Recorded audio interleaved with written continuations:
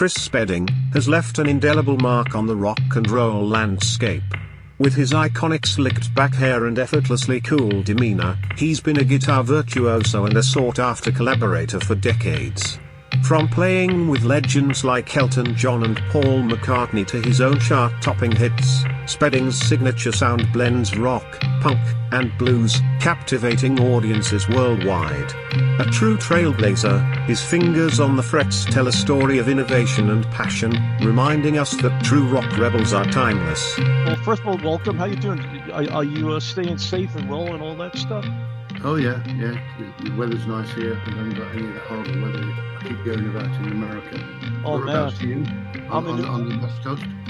Oh yeah, just about. I'm a New Yorker, but I'm in New Mexico now. Oh right. So You're hearing horrible things about the weather. yeah, it's been like 110 here for the last 6 weeks. Oh God, yeah. And California just got these crazy storms coming through. Right. I heard about that. And Texas is going to get them tomorrow. Right. And the crazy part is Death Valley is under hurricane watch. I mean, it's insanity. But how you doing? You just did a couple of live shows, didn't you? What have I been doing recently? I did some real jazzy type things with a small group. Right. How was that? Work out okay? Yeah, that was good. Yeah. I did a gospel thing. I was at Ronnie Scott's in London. That in the last sort of couple of months, I've been busy. Okay. But done a couple of nice little projects. There's not much going on. Do you know? I've been listening to Joyland over the past week or so. All right. Man, what an incredible album that is. Oh, thank you. That was a while back. That was 2014. I think I should be getting another one to go to. Yeah, Almost 2 years ago. Yeah, I think you should. But that was a brilliant album. You had some great guests on the album, and it was pretty brilliant. My buddy, you even covered my buddy's tune, Artie Kornfeld's Pied Piper is on that album. Oh, right. Yeah, I was always an old favourite song of mine. I always thought that had a very sort of a dark sort of side to it. Yeah, you found your voice on the guitar very early. That's been your trademark. You're considered a guitar god in my neck of the woods. And how would you describe your guitar voicing over the course of all the years? Did it change much? Did it? Well, I always like the sort of stripped down roots and fifths sort of power chord approach from playing rhythm. But when it comes to lead, I tend not to think in terms of pentatonic and scales. I just sort of find a nice note that I like. Okay. So I'll go to a beautiful note. Right. And then you take it from there and you build a melody out of it. So I don't use the same solo approach that I know a lot of guitar players say, if it's an A, they immediately go to the fifth fret and they make an A shape. And they'll play a note from that chord. I don't think like that. Okay. I sort of think more linearly. Yeah, and I guess that came in handy because you've worked with so many different styles, so many different people, that you're able to, kind of change. I saw you play with bands from, Robert Gordon to Roxy Music in New York, and like everybody in between. And you seem to be able to fit into any genre. Is that due to your initial jazz influences? The fact that you are. When I was a kid, I started out with a violin. So that was before I had any. Then when I was 12, I started doing Elvis. I immediately lost interest in the violin and started on the guitar. So I was kind of set the picture up by myself. I didn't really have any friends who played the guitar. I was usually the only guitar player who got together. And I find that if you get together with other guitar players, you get into that sort of locked into playing all the guitar shapes and different scales. But I was playing with keyboard players and sax players and vocalists, and so I would not I would listen to guitar players and try and sort of emulate them, but I do it all wrong because I'm doing this guitar thing. Like you know, I'll explain a little thing to you like that guitar like it.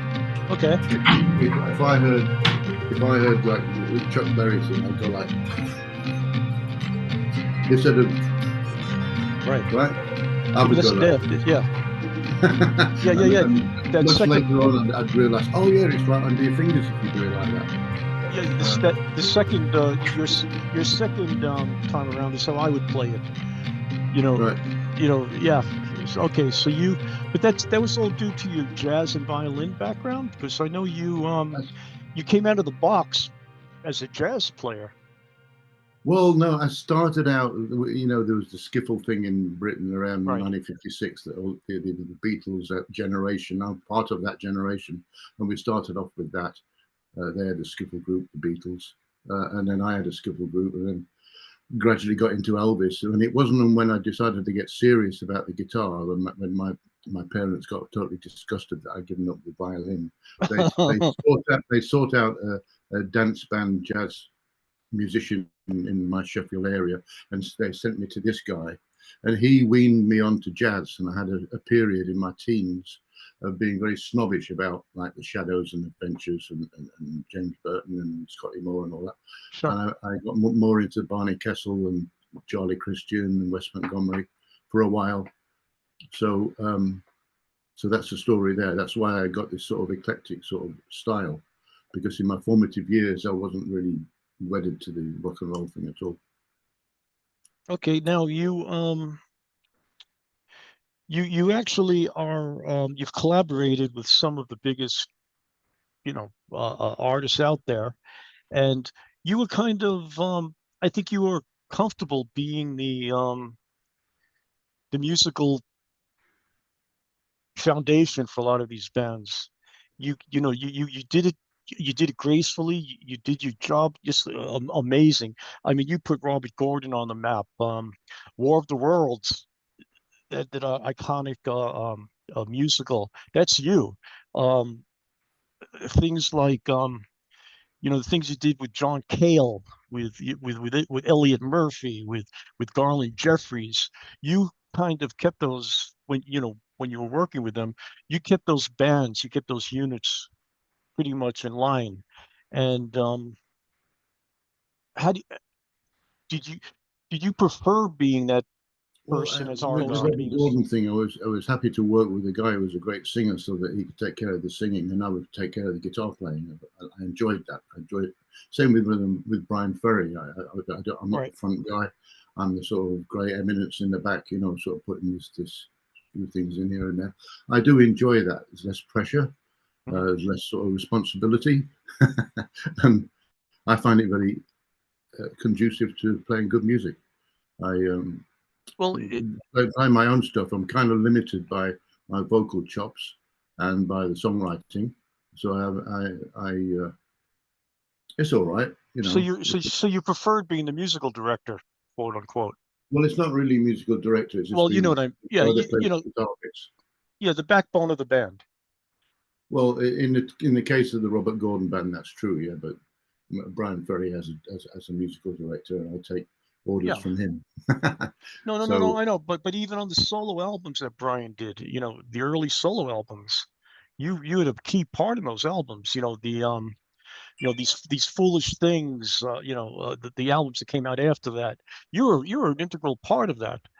The John Cale albums, Heartbreak Hotel, the Guts album, those were exciting times to do that. I think John was open for lots of suggestions, and he liked the chaotic sort of thing of improvisation, not knowing what's going to happen. Right. A lot of the times when we play live, he would suddenly change the key of something without telling us, and if he started with a different key, we'd have to follow up. I find that challenging and quite exciting. Yeah. Some of the other guys in the band weren't so happy about it, though, but I actually found that quite exciting. It's like being on a tightrope. Yeah. Attention there. You don't get too sort of settled and too relaxed and cozy. Right. You Wow. know that something's going to happen, and you're sort of all your senses are waiting for something to happen, and it usually does with Kale. And how about studio as opposed to live? Preference? I prefer studio because, well, like as you know, live. The famous quote from Charlie Watts: "What was it like playing with the Stones for 50 years?" And it said, "Well, 45 years of hanging about, 5 years of playing." Yeah, So yeah, the yeah, you know yeah. all that you get on stage and it's 90 minutes where you're supposed to sort of strut your stuff, Right. and most of the times it goes into the ether and it's never heard of again. If you're Uh-huh. lucky, these days you can get like pretty good quality recordings on digital of a gig, but in the old days there was those horrible Right. board tapes from cassettes and stuff, or people holding up their iPhones and posting it on YouTube Right. and Facebook. Uh, Yeah. Because whatever. I mean, you're like a studio genius. I mean, you've been just Well, I I like mean, the studio. I like the discipline of it, and I like the fact that you can spend 8 hours in the studio, and at the end of that 8 hours, you've got something which will live forever. If it was good, then right. that's a great thing, very Yeah. satisfying. Another album that I forgot that I love is Peter and the Wolf. Oh, The work you did yeah, on that. I Yeah. have vague memories of doing that. Yeah, Yeah, that was and that one kind of went under the radar. That's out there for diehard fans, but that's a brilliant album.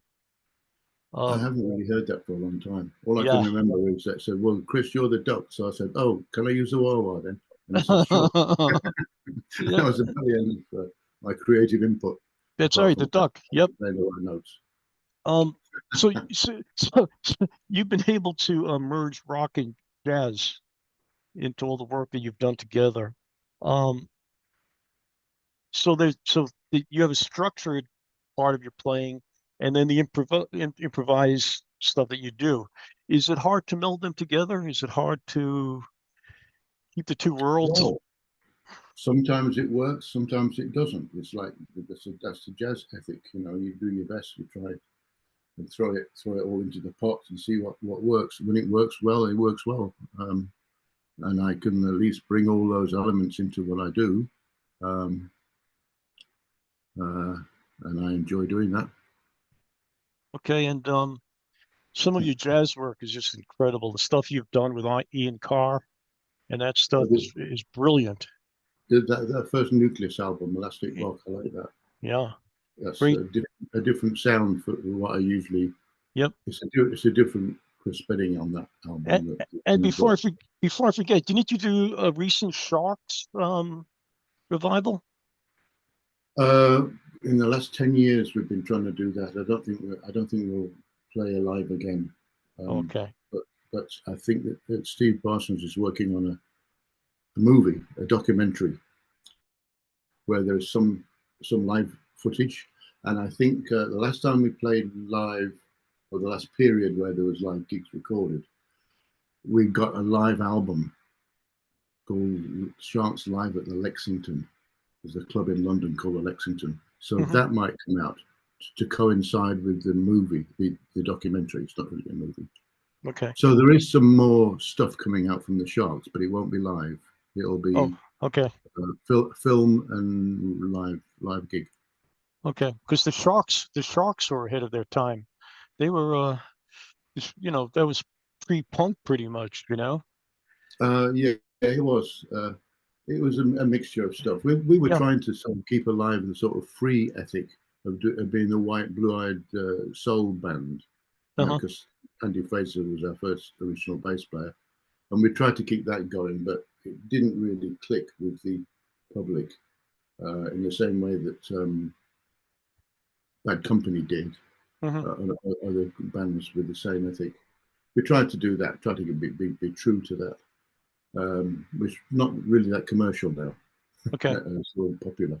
Yeah. But we tried to do that. That was the idea behind the group. Okay. And you've played with thousands of musicians, and you set up dialogues with musicians when you play. Is there anybody that you really enjoy playing with, that you kind of had more of a Um, natural vibe with? Well, I enjoyed the time I had with Robert Gordon. That was Uh-huh. very fulfilling. I was able to do my thing of being the guitar player that was able to call look back to my roots, listening to Scotty Moore and James Burton, and Right. play that bag, which was really a comforting a Uh-huh. comfort area for me, Yeah. and it was very rewarding.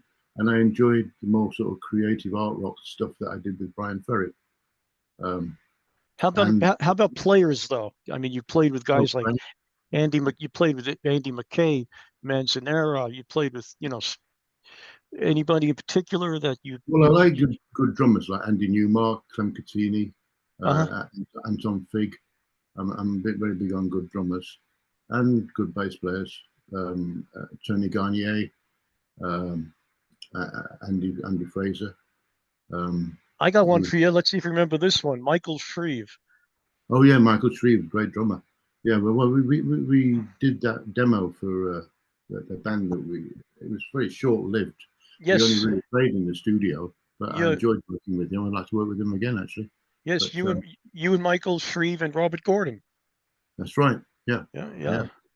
Was it the Illustrated Men? Illustrated Men. Was that it? Yep.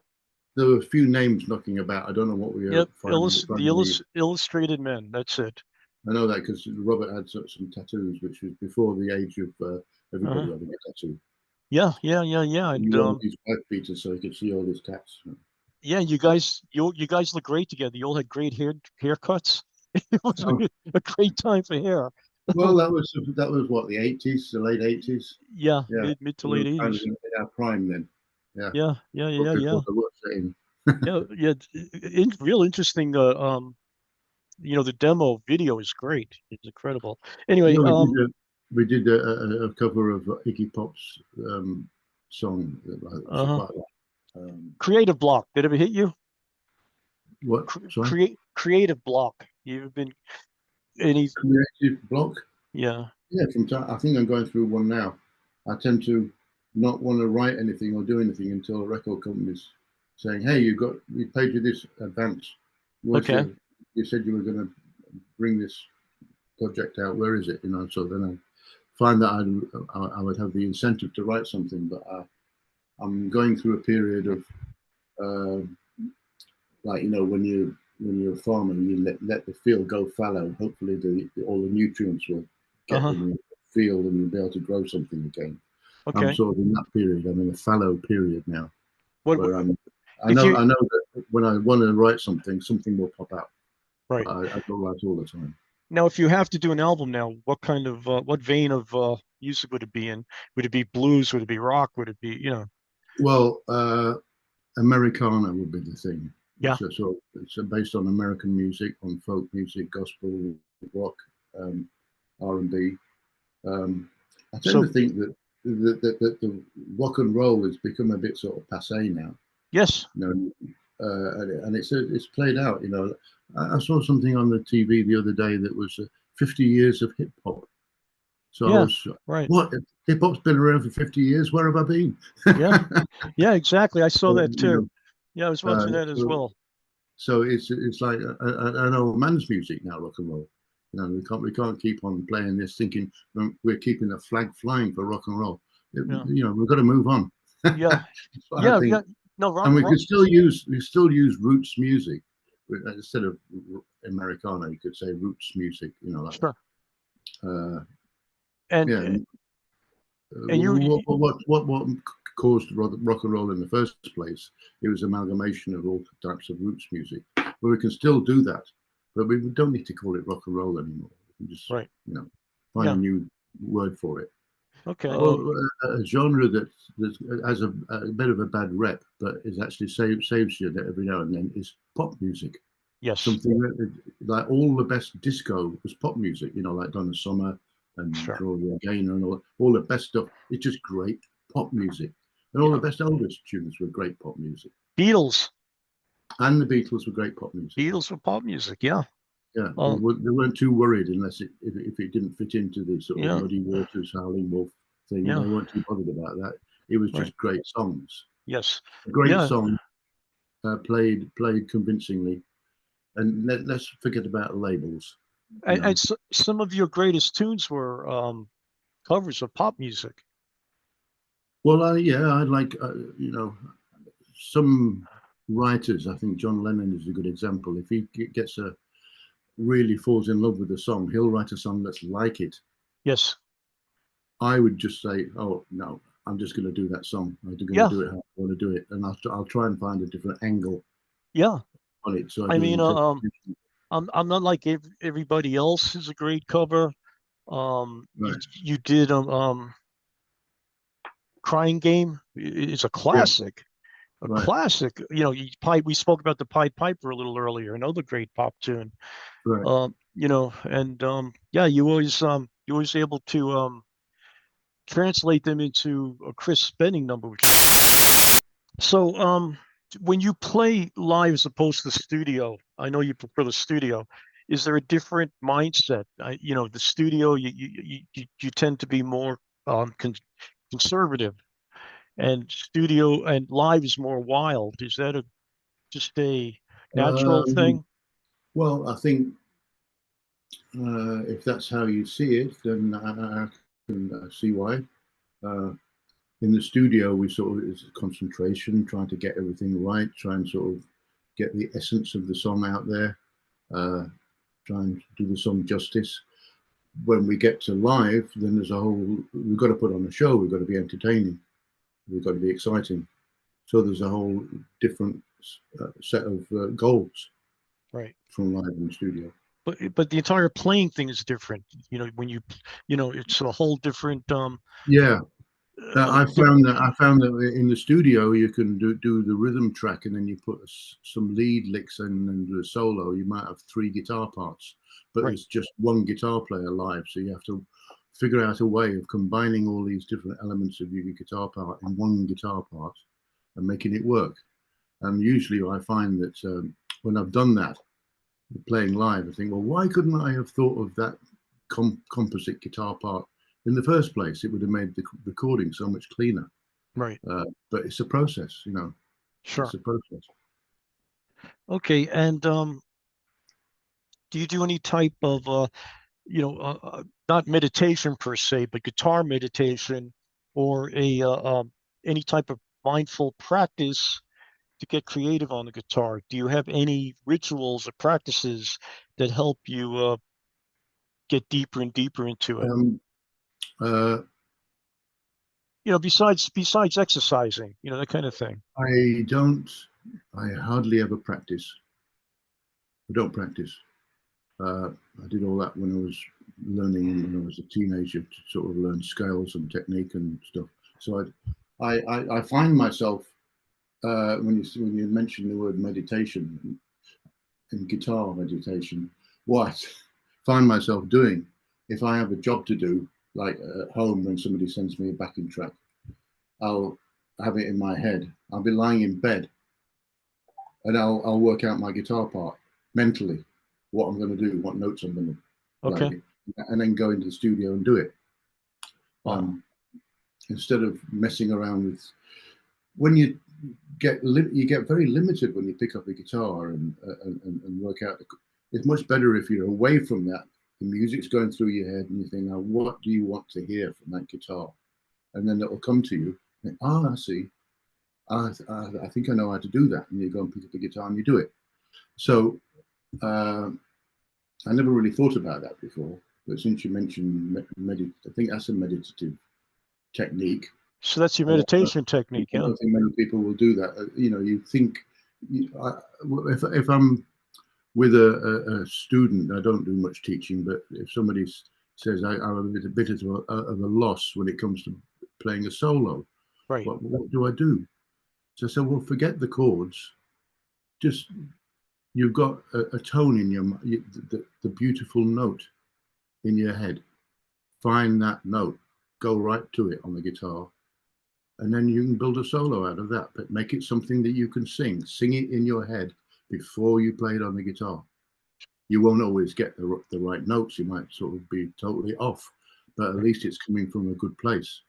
right. Okay. And the more you do that, the more you will be able to play what's really inside you. And It's you not too limited by the guitar.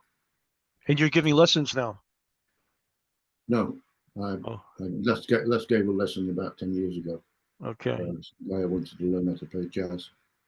He would actually put me through it rather than me putting him through it. Because you probably know that Mickey Baker jazz guitar book. Sure. I'd sort of put him through that book. Well, he bought the book and he wanted me to take him through it. And he would point to a page with some complicated notation in it. Said, "Hey, Chris, can you play that?" And I think, "Oh dear, all right, I'll do my best." So I Wow. do my best to play it. So Okay. I'd end up learning more or being given more of a workout than I was giving him. Anyway, you did it's a great album. Um, War of the Worlds, another brilliant outing. It's still being used now, right? Your guitar is still in the We still production. do the tours ever since 2005. We were able to do a tour. I don't think we could have done it before because the touring technology wasn't good enough. Right. We needed to have the narration, and which was Richard Burton in the beginning. Right. Um, Liam Neeson now. that had to be in time with the interchange of lines had to Right. be in time with the live actor on the stage. So it had to be all to a click track. Every second was Right. one microsecond was scored out, and it had to be just so. Otherwise, the pre-recorded narration wouldn't fit with the actor on the stage. So that kind of technology, where we had a click track in our ears, and we all had a bar monitor counting the bars and our charts and everything. It Wow. was all very technical, and the technology I don't think was really developed until 21st century. So we Right. couldn't really do it until then. And of course, I had overdriven really loud guitar with sustain on the same stage as the 24-piece string section, which you could not do. I had to. In fact, I had to get this guitar, which is a. You see that? Oh yeah, sure. It's a Fernandez Yeah, sustainer. Fernandez. Yeah, yeah. That's what Adrian Blue plays. Yeah, it's a sustainer. Right. So you get this. I didn't. I was not able to have like a loud amp on stage so I could get the feedback, Right. because that would have gone on all the violin pickups, the violin mics. Oh wow. So there's no guitar section. We have three guitars. There's no amplifiers on stage at all. It's all direct, and we hear our sound through the in ears. So the sustainer was the only way I was able to get those long sustained notes. Okay. I don't think that guitar existed in the 70s and 80s. No, it That's, didn't. It didn't. And that's the guitar that made Adrian Belew famous. oh yeah, Yeah. the Fernandez. They're good Yeah. guitars. They're really really good guitars. Yeah. Um, and I use it for certain things. War of the Worlds, I just use it all the time for that when we talk. You ever do a guitar inventory? How many Uh, good? Somebody has printed one in one of the guitar magazines and taken pictures of them all. We've got about sort of 15, between 15 and 20. Okay. You bring it. I like to play what is natural to the guitar. I don't like to make it sound like a trumpet or a piano. It will always sound like a guitar. Uh, and But playing are of you open strings. are you comfortable with different guitar effects? I know obviously you have to use them every now and then, but I most of don't. Yeah, I don't use for live stuff of my own Spedding tours. I don't use effects. I don't use a pedal or a stomp pedal or anything. I go straight into an amp. uh But for other sorts of like War of the Worlds and Brian Ferry, I find that they need to have different effects. Even though on War of the Worlds, when I did the record, I didn't use any pedals. And when I did the very early Brian Ferry stuff in the 70s, I didn't use any pedals. But when we record them, recreate the music live, I find that I needed to have some reverb, some echo, some delay. right. So that's when I don't really change my sound that much. It's really a basic nuts and bolts overdriven guitar sound. So what would you tell future guitarists, guys who want to start now and learn from you? What would you passing the torch? What would you tell these people? Well, when it comes to playing a solo, make sure it's coming out of you, out of yourself. Sing it to yourself. You don't just sing it loud. Sing it to yourself silently in your head, and then play it, because then you know that it's music. It's not something that comes out of what's in your hands. It's something what's in your heart and soul. And the other thing is, I think a lot of guitar players now, with all these stompbox pedals, have forgotten how to get a sound. I would encourage people, a young student, not to use stomp boxes, especially when rehearsing or practicing, because the right hand, like you can pick the string half an inch away from where you usually pick it, and you'll get a different sound. And you can use the fleshy part of your hand over the bridge to get the muted sound. You can get all these different sounds that are not stomp box sounds, that they're sounds that you get without a stomp box. So those are two bits of advice I'd give based on my own playing. And once they've got an idea of how you can get different sounds with your right hand, then you can use the stomp boxes if you need them. Right. Okay. And how do you want to be remembered in the music field? When people think of Chris Spedding, is there I don't know. I'll tell you, I would go into a store and look for your name on an album before I bought it. You know, it got to that, you know. Well, I wasn't. People say I was on everything, but of course I wasn't. Well, that'd be nice. That'd be a nice little epitaph to have somebody go into a record store and check the lineup on the back. Check the credits. Look for Chris Spedding. Check the credits and look for my name. and on guitar, Chris Spedding. Yeah. Yeah.